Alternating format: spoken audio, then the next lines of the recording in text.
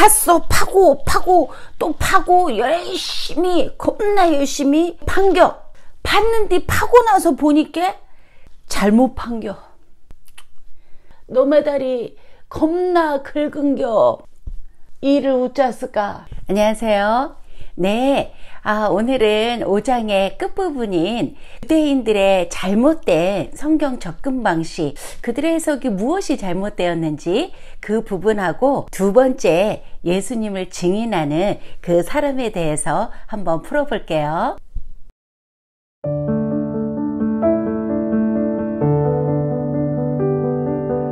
그래서 39절의 말씀에 예수께서 계속 말씀하셨다.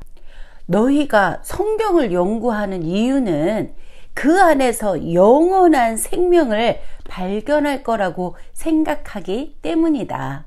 사실 성경은 나에 대해 증언한다. 고대 유대교 안에는요, 여러 파당들이 있었거든요. 여기에서 나오는 성경은요, 그 특별히 구약을 얘기하는 거예요. 구약의 모세오경, 토라라고 하는 그 율법을 얘기하는 거예요. 근데 그 파당들이 서로 서열의 경쟁을 함으로 인해서 어느 파가 더 율법을 잘 가르치는가, 철저히 지키는가, 그리고 누가 더 그 토라에 대해서 통달했는가, 막 이런 것들에 대해서요, 막 서로 경쟁이 붙어가지고 막 열심히 정말 부지런히 그 성경을 연구하는 그러한 파들이 있었거든요. 특별히 이제 이 당시에 힐렐 학파라고 하는 그 학파는요, 그 율법을 연구하면 연구할수록 더 풍성한 생명을 얻고, 사람이 율법을 자기의 것으로 만드는 것은 내세의 생명, 그 영생을 얻는다라고 주장을 했던 거예요. 그러니까 이 많은 학파들이 아주 열정적으로 부지런히 성경을 연구하고 가르친 것은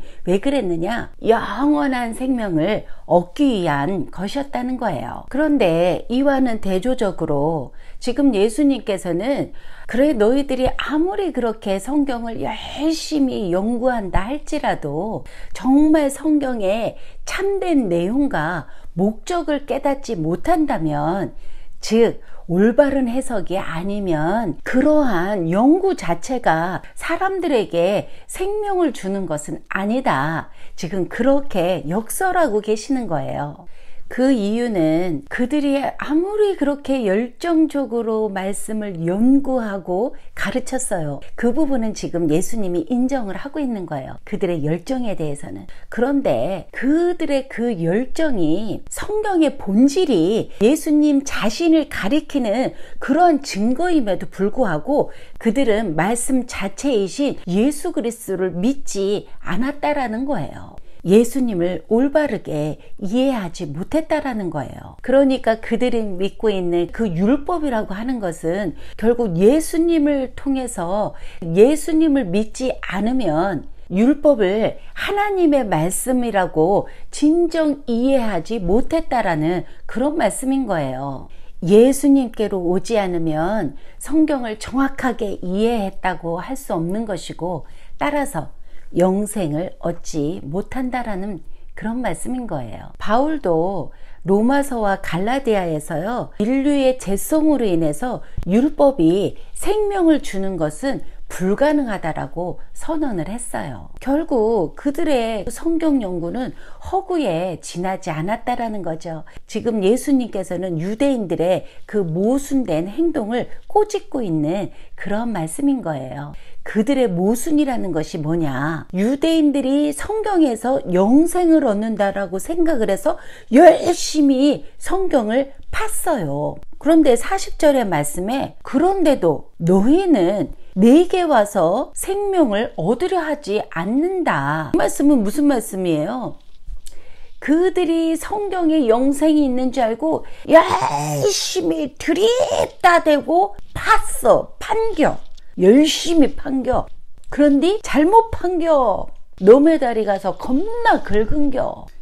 예수님을 올바로 인식하지 못한 그 유대인들은 성경에서 영생을 얻는 것에 대해 실패하고 말았어요. 성경에 대한 그들의 접근 방식이, 해석이 달랐기 때문에 그 비극을 초래하고 말았던 거예요. 지금 어떤 유대인들이 영생을 얻기 위하여서 예수님께 나오기를 거절한다면 그 거절하는 것은 성경을 제대로 읽고 있지 않다라는 그런 증거라는 거예요. 41절 말씀에요.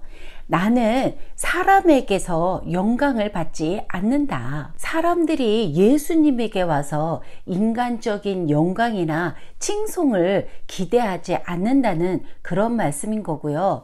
또 그들이 원하는 종류의 메시아가 되어서 사람들의 칭찬과 박수갈채를 원하지 않는다는 그런 말씀인 거예요. 표적들을 비롯해서 예수님께서 행하시는 그 역사들은 그가 누구인지를 증언하고 그렇게 함으로 인해서 그 영광을 나타내신다는 거죠.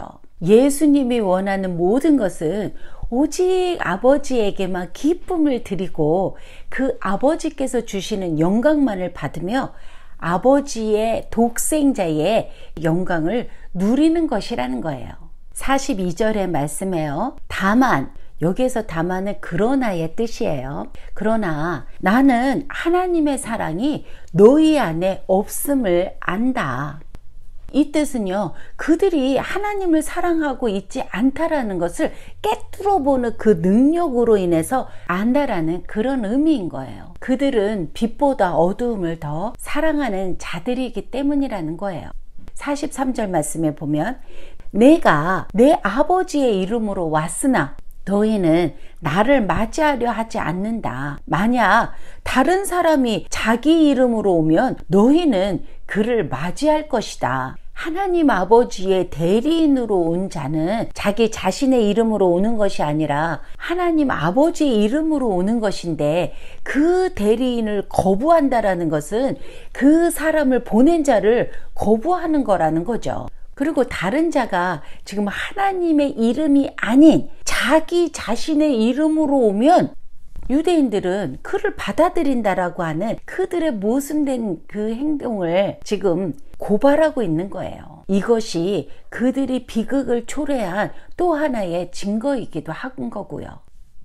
여기서 다른 사람이라는 것은 메시아를 흉내냈었던 그런 자들을 가리키는 거예요. 그 당시에 자기가 메시아라고 자칭하는 자들이 있었다는 거죠. 그들의 활동은요, 아주 화려하기가 그지 없었다라는 거예요. 그래서 그런 외적인 그 화려함에 사람들이 매혹되어서 그들에게 빠져서 추종하였다라는 거죠. 그런데 예수님에게는 그런 화려함이 없었거든요. 오히려 초라해 보이셨던 거죠. 그래서 사람들에게 별 인기가 없었던 거예요. 예수님이 약속된 메시아이시고 하나님의 아들이라는 것을 부정하는 자들이 받는 가장 큰 심판은요, 그들에게 메시아가 없다라는 것이 아니라 그들이 거짓된 메시아를 따른다라는 거예요.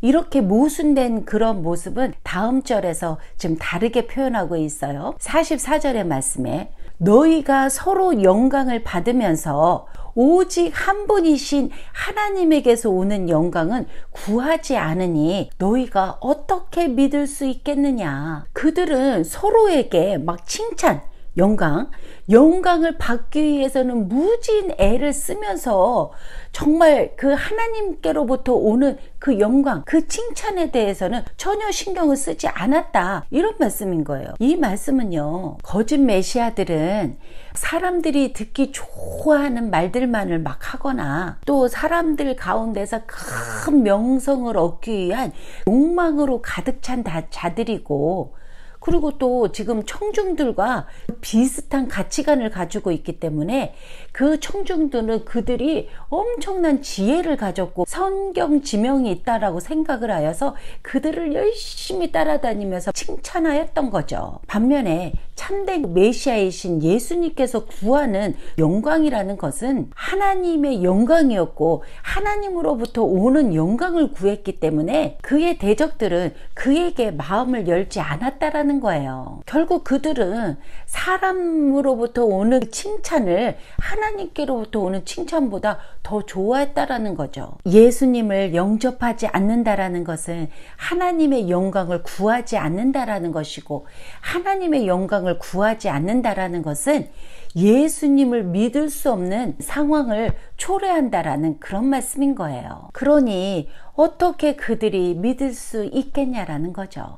45절 말씀에요. 내가 너희를 아버지께 고발할 것이라고 생각하지 말아라. 너희를 고발하는 이가 따로 있다. 그는 바로 너희가 희망을 걸었던 모세다. 지금까지 예수님의 설명을 들은 유대인들은 그러면 자기네들이 지금 잘못 믿고 있는 이것에 대해서 정죄하면서 하나님 아버지께 고발하고 있는가, 이렇게 생각을 할 수 있잖아요. 그런데 예수님의 사역의 1차적인 목적은 정죄하거나 심판하는 것이 아니라 구원하는 것이 목적이었기 때문에 지금 그들의 잘못을 아버지께 고발하지 않는다라는 그런 말씀인 거예요. 오히려 고발하는 자가 따로 있다라는 거예요. 그가 바로 누구예요?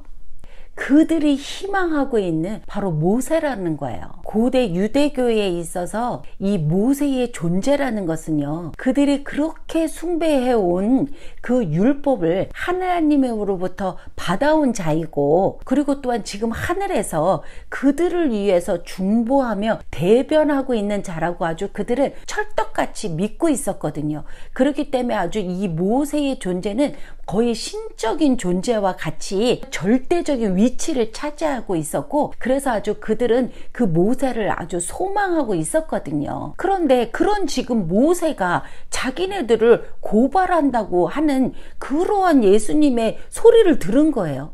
그러니까 그들은 지금 막 거의 멘붕 상태가 된 거죠. 아주 충격적인 그런 선언을 하신 거였죠.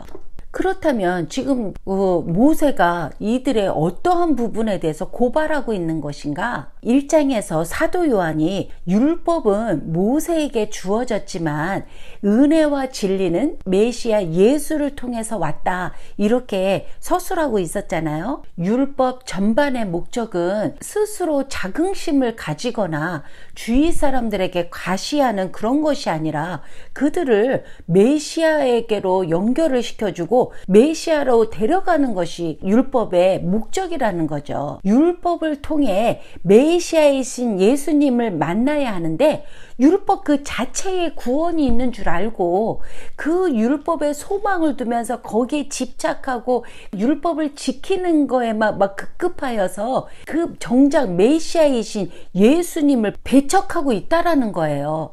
그러니까 이것을 볼 때 그 율법을 전해준 모세는 이런 모습을 보면서 막 격분하면서 아버지께 그들을 고발할 수밖에 없다라는 거죠. 그러니까 유대인들이 율법을 지키지 않았다거나 율법을 순종하지 않았다, 그런 이야기가 아니라 율법 자체를 잘못 해석했다라는 거죠. 46절 말씀에요. 만약 너희가 모세를 믿었다면 나를 믿었을 것이다. 왜냐하면 모세가 나에 대해 기록했기 때문이다.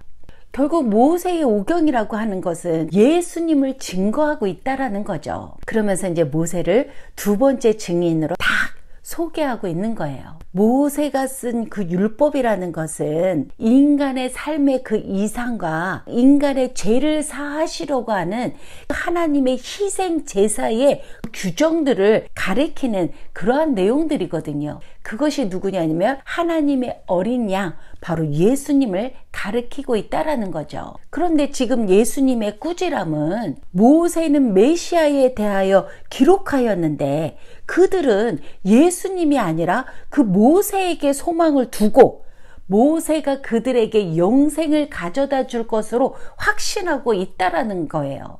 그들이 제대로 된 그 모세 오경을 보면서도 잘못된 방식으로 해석했기 때문에 결국은 그들이 알지 못했다라는 거죠. 이 말씀은요, 성경 본문 연구와 그 다양한 해석 연구가 우리를 살아계신 하나님의 임재로 이끌지 못하고 자기 기만에 빠져서 유대교인들처럼 메시아에 대해서는 지식적으로는 너무나 잘 알고 있는데 정작 인격적으로 메시아를 만나지 못한다고 그러면 그 연구는, 그 해석은 잘못되었다라는 그러한 말씀을 하시는 거예요. 그렇다고 해서 성경을 읽을 때 모든 지적인 부분을 제외하고 그냥 예수님에 대한 온화하고 따뜻한 그 기분만 느껴서 사랑이면 다 된다, 그러한 또 맹목적인 그런 말씀은 또 아닌 거예요. 메시아 예수님의 빛 안에서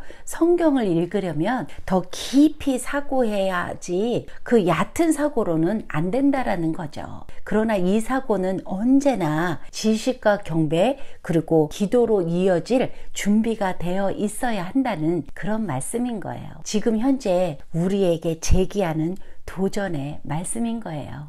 47절 말씀에 하지만 모세의 글을 믿지 않는다면 어떻게 너희가 내 말을 믿겠느냐. 여기에서 그러니까 모세의 글과 예수님의 말씀은 아주 밀접한 관계가 있는 거예요. 이 둘은 어느 한쪽을 믿으면 다른 쪽도 믿게 되는 것이고 어느 한쪽을 배척하면 다른 쪽도 배척하게 된다라는 그렇게 연결된 말씀인 거예요. 유대인들이 모세와 그의 글이 무엇에 대해 쓴 것인지를 이해하지 못한 것은 결국 그가 무엇을 썼는지를 믿지 않았다라는 거예요. 그런데 이 말씀은요, 모세가 예수님에 대해서 무엇인가를 구체적으로 모세오경에다가 썼다라는 그런 말씀의 의미보다는요, 그 기록된 모든 것을 예수님께서 다 성취하셨다라는 그런 의미로 보아야 하는 거예요. 왜냐하면